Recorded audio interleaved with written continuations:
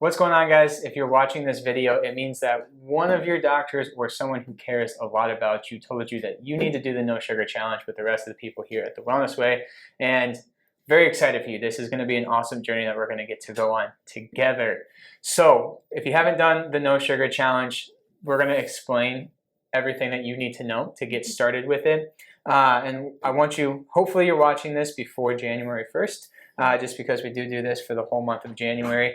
And I've done it a couple times. This is going to be my first time. Yes, she's never done it before. And so what I can tell you is you have to be prepared for it. So what I want you to do, watch this video, watch it twice if you need to so you know what to expect. Go through the list. If you don't have the list yet, make sure you reach out to us and we'll get you the list because you're going to have to change a lot of things. It's going to be a little bit difficult, but challenge is worth it. So let's just kind of dive right into it. Let's do it. You're gonna get a packet. The packet looks like this no sugar packet here. Yep. I've got it pulled up on the screen here, so we're gonna kind of walk through that over here. So this is page 1 of the packet.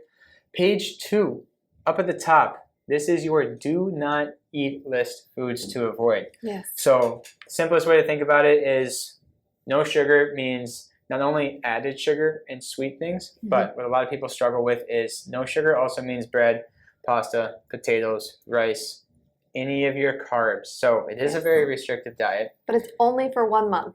It's only for 1 month. 30 days. I think there's 30 days in January. Might be 31, but still. Either way, a bonus day potentially. Those are things we should know as adults. But so looking at this list right away, one of the first things everybody always asks is, what the heck? I thought that things like fruits and berries were healthy for me. But which typically they are, but for this challenge we want to stay away from them. So fruits and berries, very high in sugar still. And that's when everybody always asks, well, it's natural sugar, so isn't it good for me? Well, the problem with that is what we're trying to do with the no sugar challenge is take a huge amount of stress off of your body, off of your liver specifically, so we're not constantly having to deal with the burden of sugar. It's very inflammatory, and it doesn't matter when it gets broken down in your body. It doesn't matter if that sugar came from a donut down the street or if it came from an apple that you just picked off of an organic apple tree.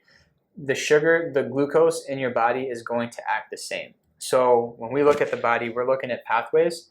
Those pathways happen the same whether that glucose molecule came from a donut down the street or an awesome, delicious organic blackberry.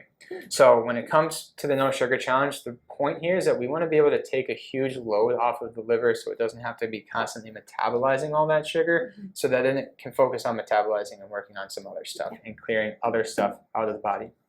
So there's a lot of stuff on here. Yes, there is. So April is our health coach, for those of you who don't know that. She's going to be here to kind of walk you through this whole challenge. Yes.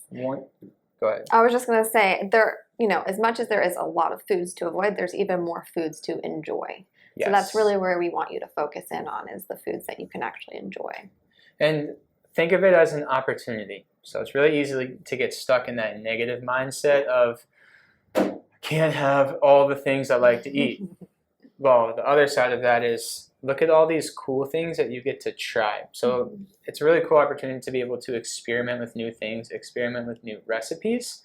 And it's going to be difficult at first because you don't know how to eat like that. Yeah, it's a change. Yeah. And it takes a little extra work, and that's okay. Yes, but it's worth it. It's worth it for your health to put in the extra work. So just looking through this list here, things like acorn squash, alcohol, of course, is off the list. Agave nectar, fruits and berries, all of your food allergies. So yeah, how many people do we struggle with just their food allergies? Yeah, so if you're if you're already struggling with your food allergies, this is going to be a little bit of a difficult challenge because we're taking even more stuff away from you.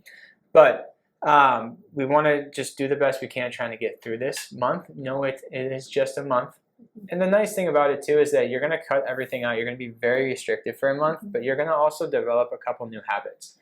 And we'll talk about kind of at week 4 what that easing into your normal diet again looks like and how to get back into that.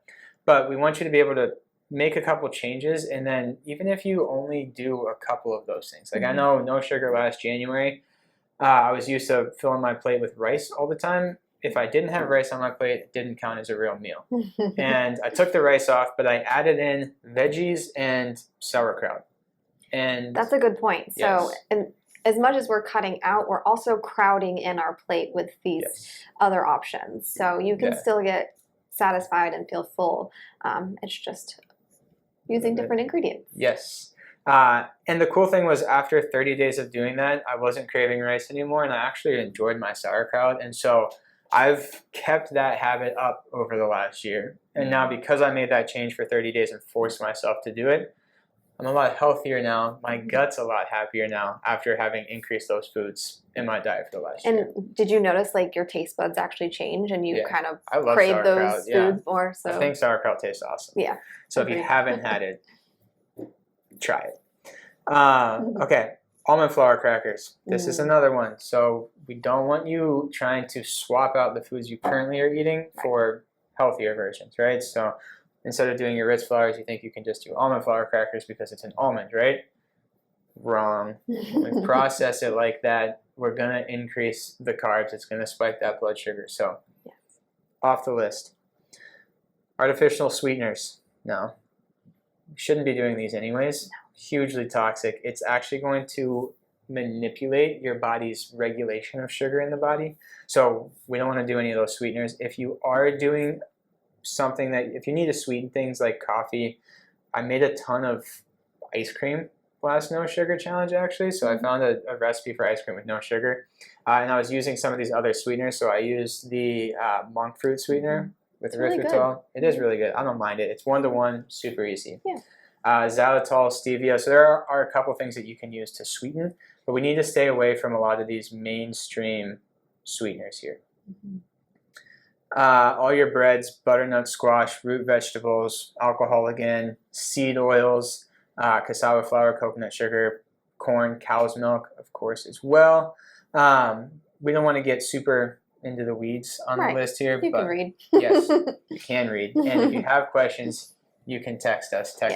Text April, email April. She's going to be a really great resource for you. I'm going to be doing it with you, so I will understand the struggles and the obstacles that you might face, but I'm right there to support you along the way.